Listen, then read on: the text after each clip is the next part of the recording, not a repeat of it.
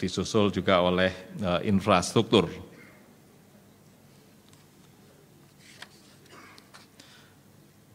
Ini gambaran bahwa laba yang diperoleh oleh emiten-emiten di Bursa Efek Indonesia terus tumbuh, kecuali di tahun 2012. Pada saat harga komoditas tambang, batu bara, juga komoditas perkebunan, CPO dan sebagainya anjlok, sehingga laba perusahaan-perusahaan komoditas turun, tetapi penurunannya tidak terlalu signifikan, dari 235 triliun totalnya menjadi 231 triliun. Tapi kembali bahwa trennya itu terus naik, sehingga walaupun mulai tahun lalu, semester 2 kita merasakan adanya sedikit krisis, tapi tetap kinerja perusahaan-perusahaan di Indonesia tetap hebat. Kemudian berikutnya, ini adalah gambaran bahwa laba bersih yang dihasilkan oleh emiten-emiten Indonesia yang paling banyak disumbang oleh sektor keuangan, ya.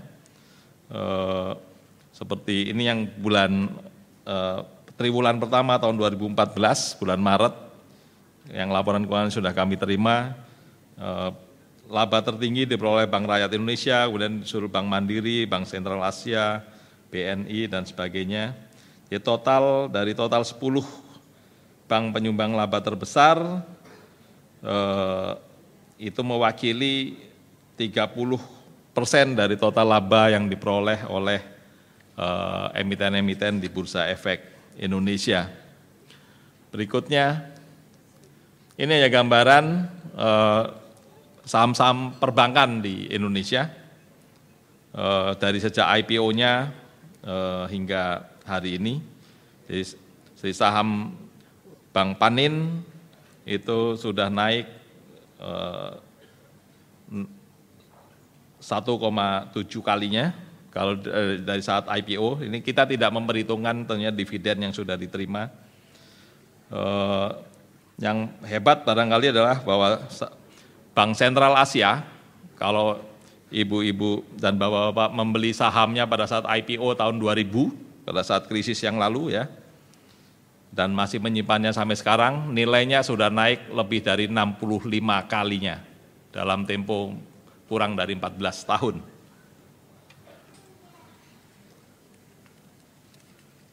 Sementara Bank Mandiri naik 15 kali dari tahun 2003. Halaman berikutnya, Bank Rakyat Indonesia naik lebih dari 25 kali sejak tahun 2003. Itu hanya gambaran kembali bahwa performa perbankan di Indonesia sebetulnya masih sangat tinggi. Walaupun Indonesia sedikit banyak terpengaruh oleh krisis dunia dari mulai semester lalu hingga semester ini.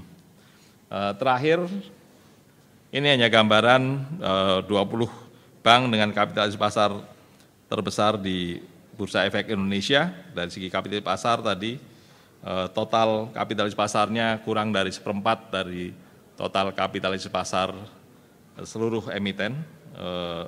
Total kapitalisasi pasar 20 bank ini ada 1.140 triliun dari 5.044 triliun kapitalisasi pasar di Bursa Efek Indonesia. Demikian update pasar dari saya.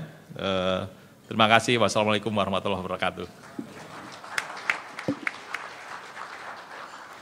Waalaikumsalam warahmatullahi wabarakatuh. Terima kasih banyak kepada Bapak Ito Warsito. Berikutnya adalah sesi tanya jawab yang kali ini akan dipandu oleh moderator kita, Bapak Saud Maroni dari Universitas Petra. Kepada Bapak Saud Maroni kami persilahkan. Baik, terima kasih pembawa acara. Izinkan saya untuk memberikan kesimpulan sedikit singkat tentang pemaparan dari presentasi ini. Yang pertama dari Bank Jatim kita tahu bahwa fundamental dari Bank Jatim ini demikian baik ya. Dalam pasar modal kita tahu bahwa fundamental itu nggak bisa bohong Pak. Dalam jangka panjang dia akan memunculkan nilai sesungguhnya. Nah, tadi dari Pak Hadi selaku Dirut, benar Pak, kalau banker itu kan konservatif ngomongnya Pak. Ya. Tapi kita lihat bahwa dengan fundamental yang baik itu ternyata Bank Jatim membawakan arah pada yang kita sebut dengan innovation. Saya melihat ada penggunaan teknologi informasi ke depan sebagai bank yang modern. Sehingga kita lihat ke depan banyak hal yang mengkaitkan dengan teknologi informasi. Dan ini jadi catatan tersendiri bahwa inovasi ini kan akan membuat sustainability Bank Jatim ke depan. Tetapi ada juga catatan bahwa kredit mikro juga jadi perhatian Pak ya, sebagai nature-nya dari Bank Jatim ini. Persoalan Bank Jatim ini kita kaitkan lagi dengan kondisi Provinsi Jawa Timur. Kita tahu dari Pak Gubernur sudah menjelaskan bagaimana pertumbuhan ekonomi Jawa Timur. Yang sangat kita lihat, pertumbuhan ekonomi yang saya beri catatan, tahun 2014 dengan batas bawah 6,56%, kita membutuhkan 223,63 triliun. Ini pembiayaan. Kita tahu bahwa finance led growth ya. Bank Jatim ada di sana.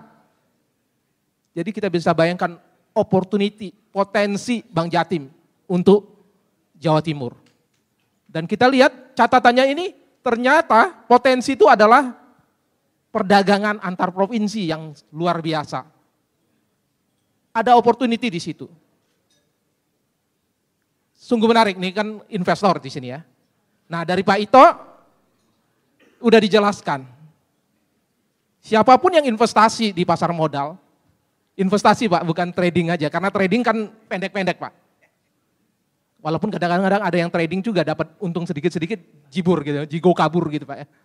Tapi ada yang kalau kita lihat kalau mau kita anggap ini investasi, dalam waktu 1 dekade aja saya lihat pertumbuhannya tinggi Pak.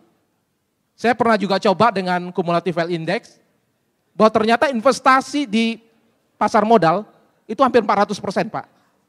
Sementara dengan deposito cuma 80% karena dipotong pajak 20%.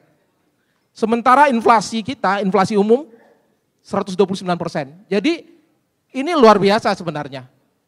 Belum lagi dibilang inflasi makanan, pendidikan dan yang lain-lain yang jauh lebih tinggi daripada inflasi umum.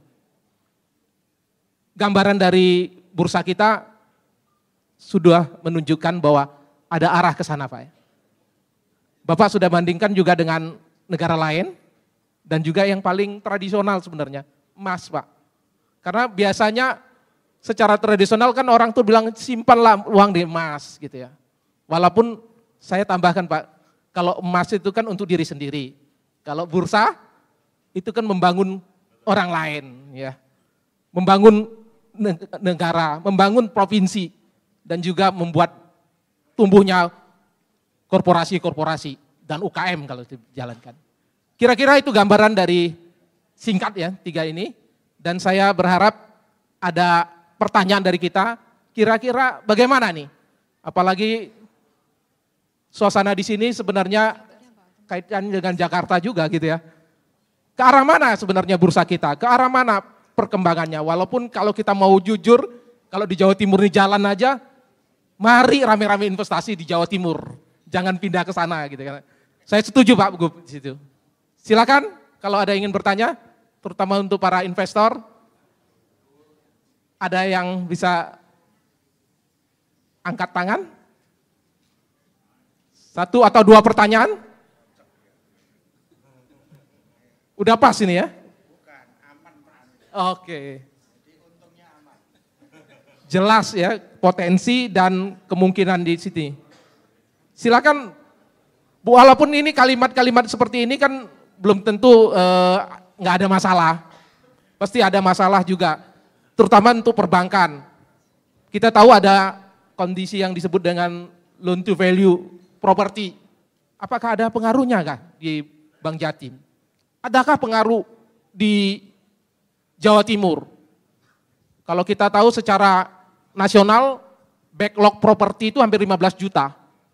Supply dan demand-nya itu ada selisih 15 juta perumahan. 500 ribu lagi. Ada Ya, silakan Bapak Ibu. Ya. Ya. Silakan. Boleh Pak. ya? Boleh. Ya, nggak ada ayam, telur pun jadi. Karena nggak ada ayam berkokok, telur pun jadi nggak apa-apa. Pertanyaan saya kepada Pak Gup aja. Tadi Pak Gup bicara tentang pengembangan Jawa Timur. Tapi semua lebih diarahkan ke Pulau Jawa. Madura kan hanya baru jembatan. Lanjutan dari Madura, jembatan itu apa yang ke depan? Karena saya lihat seperti pelabuhan tadi lebih banyak ke Jawa. Gresik, Lamongan, lalu Bangkalan yang dekat Jawa, kenapa kok tidak disentuh gitu loh? Ada apa? Mestinya itu perlu ada pemikiran agar Madura juga bisa hidup. Terima kasih. Baik, terima kasih Pak. Silakan Pak. Terima kasih. Jadi Sumeneb bandara barunya sudah dicoba, sudah. Jadi nanti juga di Pulau Eyang juga mau kita kembangkan menjadi destinasi kesehatan. Jadi di Pulau Eyang itu satu pulau yang penduduknya rata-rata umurnya di atas 100 tahun karena oksigennya 21,50. Oksigen yang biasa 1930, ini di sana umurnya panjang, tua-tua semua dan karena udaranya bagus, oksigennya bagus. Itu turisme di sana. Ya, terutama kita akan mengembangkan seluruh Madura itu menjadi daerah turisme spiritual. Jadi ada Batu Ampar, ada Asta Tinggi, ada semua. Dan kita kasih legenda sedikit-sedikit gitu, ya legendanya. Baru saja kami ketemu rohnya wali ini bahwa ini adalah anaknya, ditambah sedikit-sedikit legenda begitu. Ya, karena turis itu adalah manfaat dan legenda ya, isinya. Ya. Yang sekarang ke sana karena kalau itu pembangunan untuk seperti di Kamal yang di pojok itu sudah dibangun tetapi yaitu permasalahan antara kultural di Madura dan industri ini ada beberapa hal yang harus dihaluskan dengan hati-hati. Ada juga untuk industri minyak di Sampang dan juga di Bangkalan untuk West Madura offshore juga, tapi ini kan prosesnya pelan-pelan. Saya kira konflik antara budaya dan industri ini menjadi bagian penting kita harus pelan-pelan. Sekolahnya juga fakultas politeknik kita bangun di Sampang, beberapa SMK kita bangun di sana, ada proses-proses seperti itu Pak Haji. Jadi mungkin konsepnya adalah konsep manfaat, barokah manfaat konsepnya, bukan growth. Ya. Di situ harus dilakukan dengan pelan-pelan dan keputusannya banyak, tokohnya dilibatkan di dalam proses itu. Tapi jalan terus. Sudah salah satunya adalah pabrik gula untuk tebu tanah kering. Sudah kita temukan jenis tebu baru dari Pasuruan, namanya PSJT 1. Pasuruan Jatim 1 itu khusus tanah kering. Yang itu rendemennya bagus untuk tanah mulai Tanjung Bumi sampai di Sumeneb sana untuk tanah kosong. Jadi Pak Ito di Madura sebelah utara ini rumahnya bagus-bagus, masjidnya bagus-bagus, tapi orangnya enggak ada. Orangnya di Malaysia, orangnya di Singapura sana. Jadi tidak ada, rumahnya bagus-bagus, tapi enggak ada orangnya. Masjidnya bagus, tapi enggak ada orangnya juga. Jadi itulah tanya Pak Alim kan udah tahu ke sana dan ya, mulai dari Tanjung Bumi ke Tapang terus, bagus-bagus Pak. Ini enggak ada orangnya. Kalau membayar pajak bumi dan bangunan dibayari dulu, nanti kalau mereka kembali baru membayar, tapi 2 kali lipat begitu. Jadi untung juga seperti bank detail begitu. Ya, jadi ada itu Pak Alim, saya kira terus perlahan maju. Tapi begini yang hadir semuanya. Pertama, kita menjamin tentang keamanan dan ketentraman di Jawa Timur. Kami jamin, biarpun ada suara apapun, saya kira khas Jawa Timur itu adalah diselesaikan dengan musyawarah mufakat dengan baik. Kami TNI Polri kompak di sini untuk menyelesaikan. Bahkan saya kira pengusaha di sini tahu persis setiap demonstrasi buruh tidak ada kekerasan sama sekali. Yang ada nih teriaknya keras. Ya, kekerasan tidak ada karena kita membuat kontrak Pak Ito. Setiap demonstrasi harus ditemui oleh gubernur atau wagub. Ya, itu harus ditemui. Kalau demonstrasinya ya abal-abal ya enggak perlu. Tapi kalau demonstrasinya substantif, kami gantian ketemu Pak dan kemudian menyelesaikan masalah. Kalau mereka demonstrasi ke Jakarta, kita biayai demonstrasinya. Jadi kita Jakarta kita biayai naikkan spur. Kalau 10 orang naik pesawat dan kita siapkan demonstran itu ke Jakarta untuk demonstrasi. Jadi ini perlu konsep katarsis seperti ini. Kalau dia demonstrasi sini tidak bagus. Karena tidak mengambil keputusan merusak juga percuma. Kepada para investor sekali lagi jaminan keamanan dan ketertiban kita jamin di sini. Enak, nyaman, tidak ada daerahnya bagus ya. Masyarakatnya kalau iya, kalau enggak. Jadi tidak ada yang setengah iya, setengah tidak. Jadi itu masyarakat di sini Pak sama dengan masyarakat yang ciri masyarakat yang industrinya maju begitu loh maksud saya.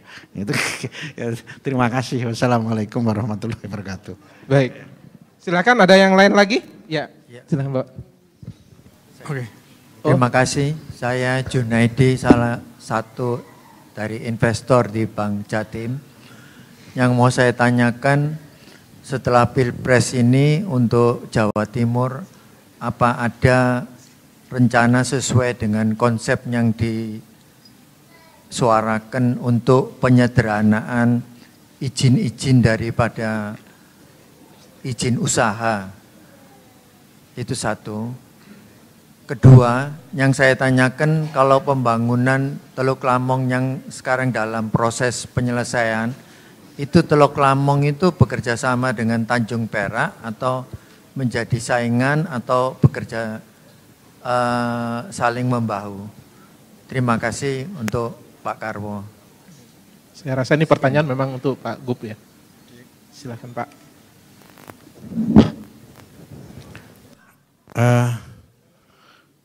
Bapak besok pagi ada waktu. Saya ajak ke P2T, saya antar.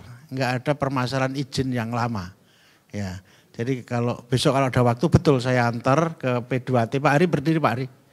Pak Ari ya. Berdiri. Jadi PMA berapa hari Pak?